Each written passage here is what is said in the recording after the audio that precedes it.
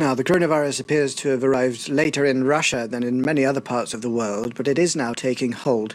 The government's task force reported a steady rise in the number of infections this Monday, up to more than 145,000. That's including 1,356 deaths officially.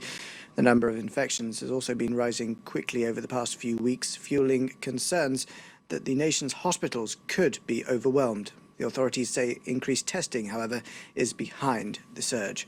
Well, for more details, we can now cross live to Anastasia Shapochkina, a lecturer in geopolitics at Sciences Po University here in Paris. Thank you very much for being with us. How have the Russian authorities responded to the COVID-19 outbreak in their own country, first of all?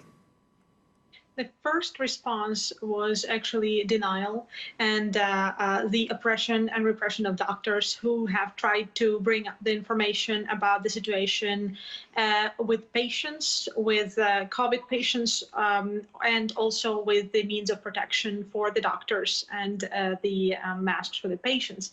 The first reaction was actually interrogations at the police stations for doctors who raised their voice and who brought in front of their hierarchy or to regional or local authorities these issues. And then the orders to the hospital administrations to keep the numbers down so that the COVID patients, for example, would be classified as pneumonia patients. This, of course, has resulted in huge skewing of statistics.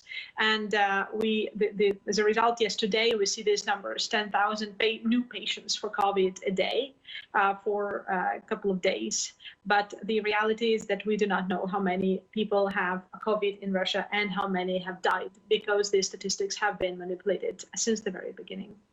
Russia, of course, was one of the first nations to send aid and medical workers overseas to places like Italy to help beat the outbreak there. What was the thinking behind that?